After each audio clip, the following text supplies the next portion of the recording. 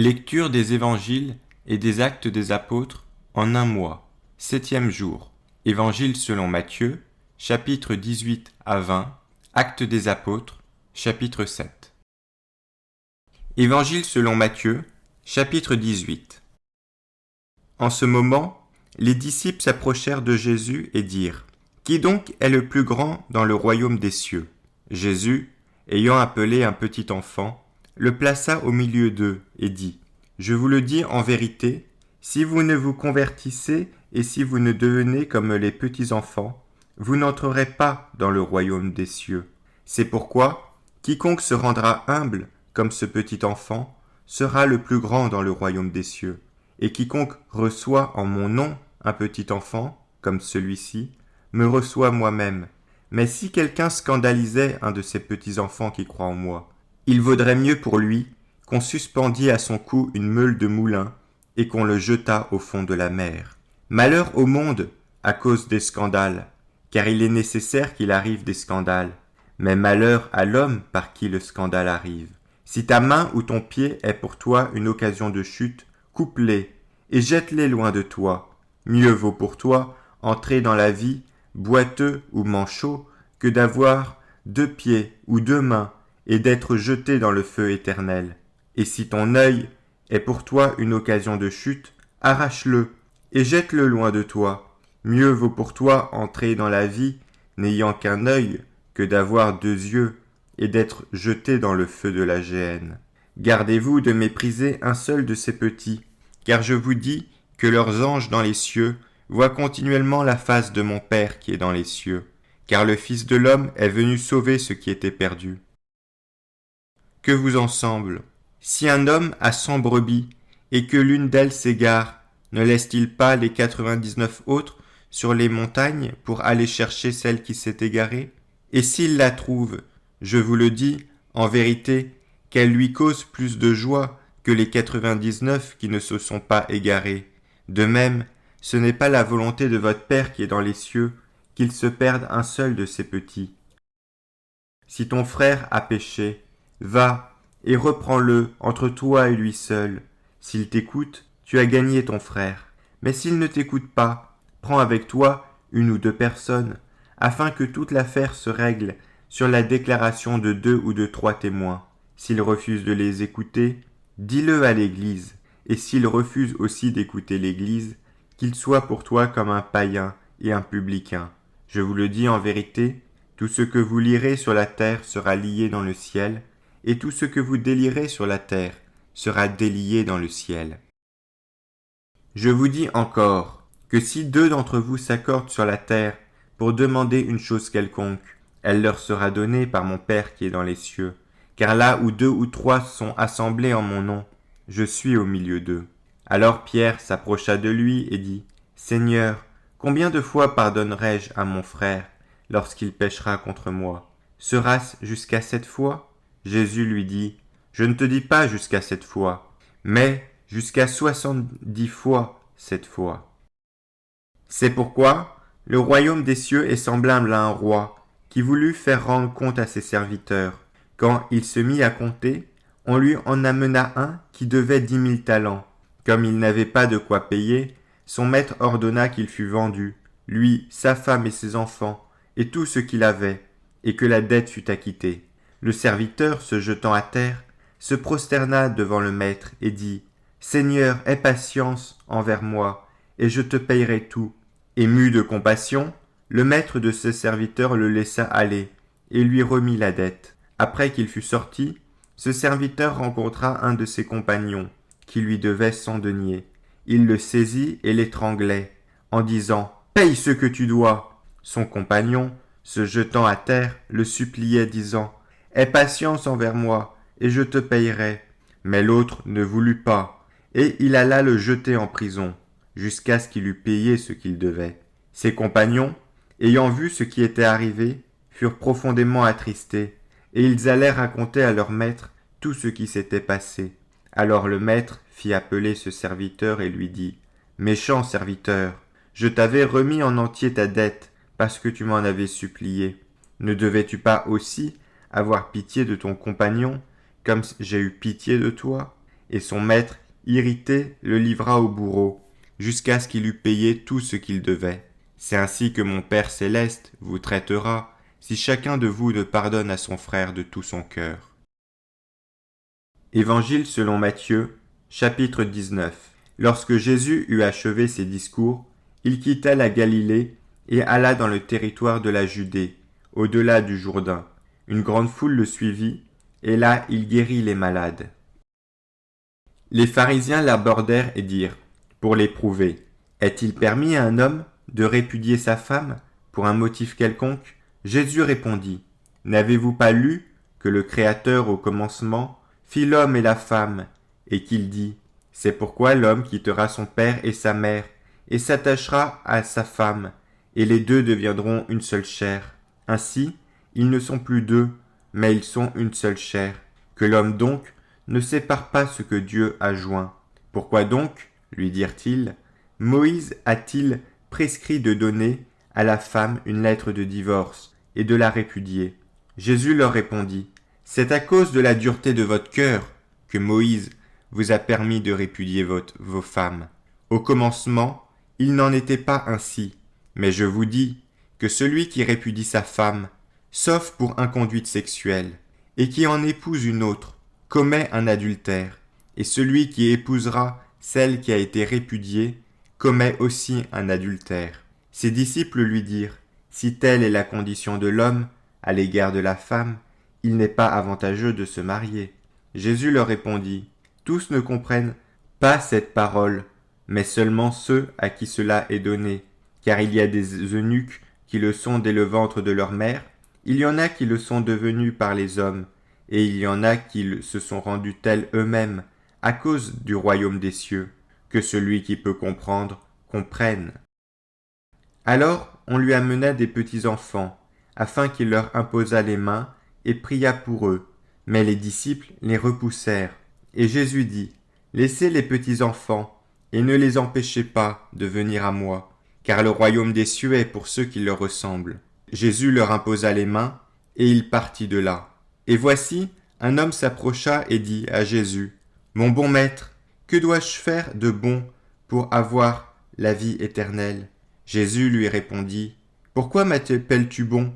Il n'y a qu'un seul bon, c'est Dieu. Si tu veux entrer dans la vie, observe les commandements. Lesquels? Lui dit-il. Et Jésus répondit, tu ne tueras point, tu ne commettras point d'adultère, tu ne déroberas point, tu ne diras point de faux témoignages, honore ton père et ta mère, et tu aimeras ton prochain comme toi-même.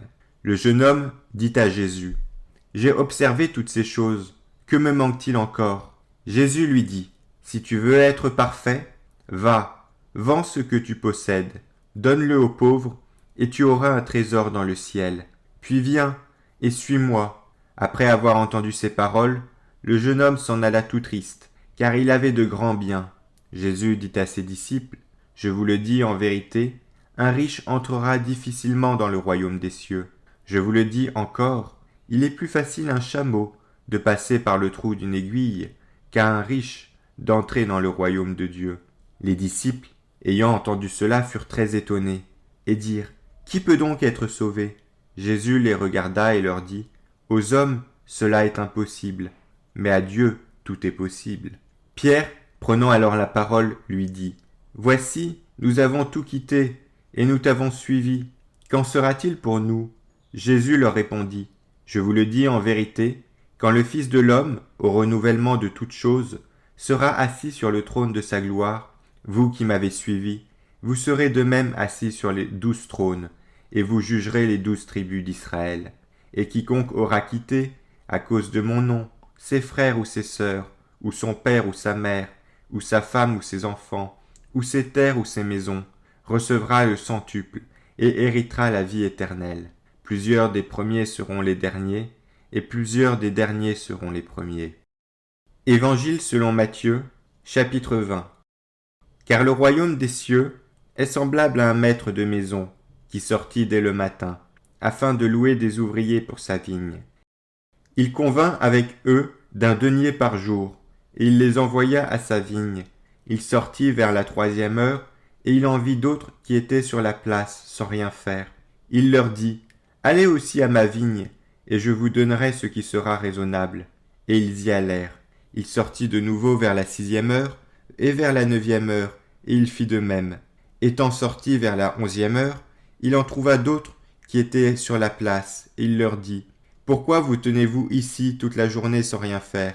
Ils lui répondirent, « C'est que personne ne nous a loués. »« Allez aussi à ma vigne, leur dit-il. Quand le soir fut venu, le maître de la vigne dit à son intendant, « Appelle les ouvriers et paye-leur le salaire en allant des derniers aux premiers. » Ceux de la 11e heure vinrent et reçurent chacun un denier. Les premiers vinrent ensuite, croyant recevoir davantage, mais ils reçurent aussi chacun un denier. En le recevant, ils murmurèrent contre le maître de la maison et dirent, « Ces derniers n'ont travaillé qu'1 heure, et tu les traites à l'égal de nous qui avons supporté la fatigue du jour et la chaleur ?» Le maître répondit à l'un d'eux, « Mon ami, je ne te fais pas tort. N'as-tu pas convenu avec moi d'un denier ? Prends ce qui te revient, et va-t'en. Je veux donner à ce dernier autant qu'à toi. Ne m'est-il pas permis de faire de mon bien ce que je veux ? Où vois-tu de mauvais œil que je sois bon ? Ainsi, les derniers seront les premiers, et les premiers seront les derniers. » Pendant que Jésus montait à Jérusalem, il prit à part les 12 disciples, et il leur dit en chemin, « Voici, nous montons à Jérusalem, et le Fils de l'homme sera livré aux principaux sacrificateurs et aux scribes. Ils le condamneront à mort, et ils le livreront aux païens, pour qu'ils se moquent de lui, le battent de verge, et le crucifient. Et le 3e jour, il ressuscitera. » Alors, la mère des fils de Zébédée s'approcha de Jésus avec ses fils, et se prosterna, pour lui faire une demande. Jésus lui dit, « Que veux-tu ? » « Ordonne, lui dit-elle, que mes 2 fils que voici soient assis dans ton royaume, l'un à ta droite et l'autre à ta gauche. » Jésus répondit, « Vous ne savez pas ce que vous demandez. Pouvez-vous boire la coupe que je dois boire ? » « Nous le pouvons, dirent-ils. » Et Jésus leur répondit, « Il est vrai que vous boirez ma coupe, mais pour ce qui est d'être assis à ma droite et à ma gauche, cela ne dépend pas de moi, et ne sera donné qu'à ceux à qui mon Père l'a réservé. » Les 10, ayant entendu cela, furent indignés contre les 2 frères. Jésus les appela et dit, « Vous savez que les chefs des nations les tyrannisent, et que les grands les asservissent. Il n'en sera pas de même au milieu de vous, mais quiconque veut être grand parmi vous, qu'il soit votre serviteur, et quiconque veut être le premier parmi vous, qu'il soit votre esclave. C'est ainsi que le Fils de l'homme est venu, non pour être servi, mais pour servir, et donner sa vie comme la rançon de plusieurs. » Lorsqu'ils sortirent de Jéricho, une grande foule suivit Jésus, et voici 2 aveugles, assis au bord du chemin, entendirent que Jésus passait, et crièrent, « Aie pitié de nous, Seigneur, fils de David !» La foule les reprenait pour les faire taire, mais ils crièrent plus fort, « Aie pitié de nous, Seigneur, fils de David !» Jésus s'arrêta, les appela et dit, « Que voulez-vous que je vous fasse ?» Ils lui dirent, « Seigneur, que nos yeux s'ouvrent. » Ému de compassion, Jésus toucha leurs yeux, et aussitôt les aveugles recouvrèrent la vue et le suivirent. Actes des Apôtres, chapitre 7. Le souverain sacrificateur dit, « Les choses sont-elles ainsi ?» Étienne répondit, « Hommes, frères et pères, écoutez, le Dieu de gloire apparut à notre père Abraham lorsqu'il était en Mésopotamie, avant qu'il s'établît à Charan, et il lui dit, « Quitte ton pays et ta famille, et va dans le pays que je te montrerai. » Abraham sortit alors du pays des Chaldéens, et s'établit à Charan. De là, après la mort de son père, Dieu le fit passer dans ce pays que vous habitez maintenant. Il ne lui donna aucune propriété en ce pays, pas même de quoi poser le pied, mais il promit de lui en donner la possession et à sa postérité après lui, quoiqu'il n'eût point d'enfant. Dieu parla ainsi, « Sa postérité séjournera dans un pays étranger, on la réduira en servitude, et on la maltraitera pendant 400 ans. Mais la nation à laquelle ils auront été asservis, c'est moi qui la jugerai, dit Dieu. Après cela, ils sortiront et ils me serviront dans ce lieu-ci. » Puis Dieu donna à Abraham l'alliance de la circoncision. Et ainsi, Abraham ayant engendré Isaac, le circoncit le 8e jour. Isaac engendra et circoncit Jacob, et Jacob les 12 patriarches. Les patriarches, jaloux de Joseph, le vendirent pour être emmené en Égypte. Mais Dieu fut avec lui, et le délivra de toutes ses tribulations. Il lui donna de la sagesse, et lui fit trouver grâce devant Pharaon, roi d'Égypte, qu'il établit gouverneur d'Égypte, et de toute sa maison. Il survint une famine dans tout le pays d'Égypte, et dans celui de Canaan. La détresse était grande, et nos pères ne trouvaient pas de quoi se nourrir. Jacob apprit qu'il y avait du blé en Égypte, et il envoya nos pères une première fois. Et la seconde fois, Joseph fut reconnu par ses frères, et Pharaon sut de quelle famille il était. Puis Joseph envoya chercher son père Jacob et toute sa famille, composée de 75 personnes. Jacob descendit en Égypte, où il mourut, ainsi que nos pères, et ils furent transportés à Sichem, et déposés dans le sépulcre qu'Abraham avait acheté à prix d'argent des fils des morts, pères de Sichem. Le temps approchait où devait s'accomplir la promesse que Dieu avait faite à Abraham, et le peuple s'accrut et se multiplia en Égypte, jusqu'à ce que parut un autre roi, qui n'avait pas connu Joseph. Ce roi, usant d'artifices contre notre race, maltraita nos pères, au point de leur faire exposer leurs enfants, pour qu'ils ne vécussent pas. À cette époque, naquit Moïse, qui était beau aux yeux de Dieu. Il fut nourri 3 mois dans la maison de son père, et quand il lui était exposé, la fille de Pharaon le recueillit, et l'éleva comme son fils. Moïse fut instruit dans toute la sagesse des Égyptiens, et il était puissant, en parole et en œuvre. Il avait 40 ans, lorsqu'il lui vint dans le cœur de visiter ses frères, les fils d'Israël. Il en vit un qu'on outrageait, et prenant sa défense, il vengea celui qui était maltraité, et frappa l'Égyptien. Il pensait que ses frères comprendraient, que Dieu leur accordait la délivrance par sa main. Mais ils ne comprirent pas. Le jour suivant, Moïse parut au milieu d'eux. Comme ils se battaient, il les exhorta à la paix. « Hommes, dit-il, vous êtes frères, pourquoi vous maltraitez-vous l'un l'autre » Mais celui qui maltraitait son prochain le repoussa en disant « Qui t'a établi chef et juge sur nous ? Veux-tu me tuer, comme tu as tué hier l'Égyptien » À cette parole, Moïse prit la fuite, et il alla séjourner dans le pays de Madian, où il engendra 2 fils. 40 ans plus tard, un ange lui apparut au désert, la montagne de Sinaï, dans la flamme d'un buisson en feu. Moïse, voyant cela, fut étonné de cette apparition, et comme il s'approchait pour examiner, la voix du Seigneur se fit entendre. « Je suis le Dieu de tes pères, le Dieu d'Abraham, d'Isaac et de Jacob. » Et Moïse, tout tremblant, n'osait regarder. Le Seigneur lui dit, « ôte tes souliers, car le lieu sur lequel tu te tiens est une terre sainte. J'ai vu la souffrance de mon peuple qui est en Égypte, j'ai entendu ses gémissements, et je suis descendu pour le délivrer. Maintenant va, je t'enverrai en Égypte. » Ce Moïse, qu'ils avaient renié en disant, « Qui t'a établi chef et juge ?»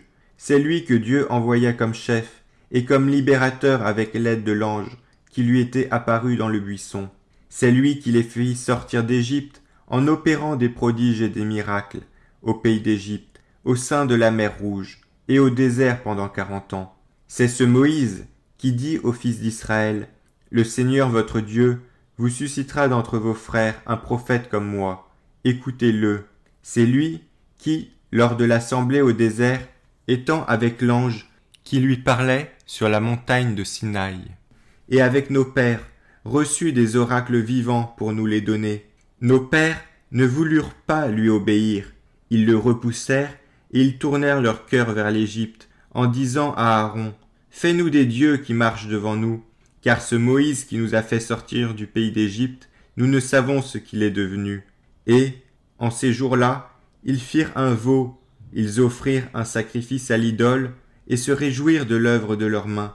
Alors Dieu se détourna et les livra au culte de l'armée du ciel, selon qu'il est écrit dans le livre des prophètes, « M'avez-vous offert des victimes et des sacrifices pendant 40 ans au désert, maison d'Israël ?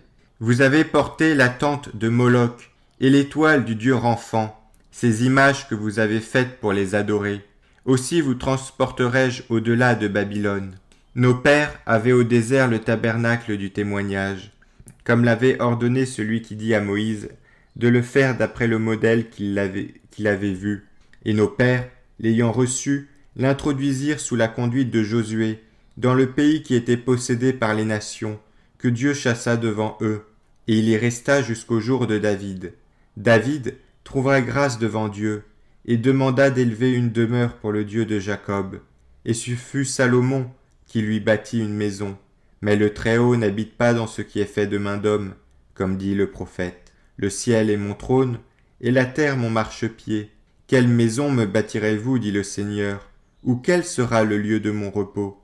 N'est-ce pas ma main qui a fait toutes ces choses?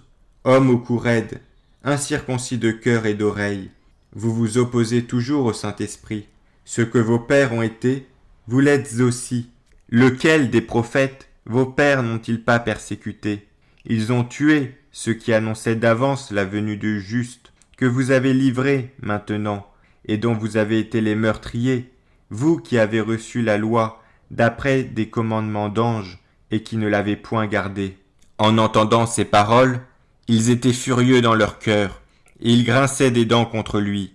Mais Étienne, rempli du Saint-Esprit, et fixant les regards vers le ciel, vit la gloire de Dieu, et Jésus debout à la droite de Dieu. Et Étienne dit, « Voici, je vois les cieux ouverts, et le Fils de l'homme debout à la droite de Dieu. » Ils poussèrent alors de grands cris, en se bouchant les oreilles, et ils se précipitèrent tous ensemble sur lui, le traînèrent hors de la ville, et le lapidèrent. Les témoins déposèrent leurs vêtements aux pieds d'un jeune homme nommé Saul, et ils lapidaient Étienne, qui priait et disait, « Seigneur Jésus, reçois mon esprit. » Puis s'étant mis à genoux, il s'écria d'une voix forte, « Seigneur, ne leur impute pas ce péché. » Et après ces paroles, il s'endormit.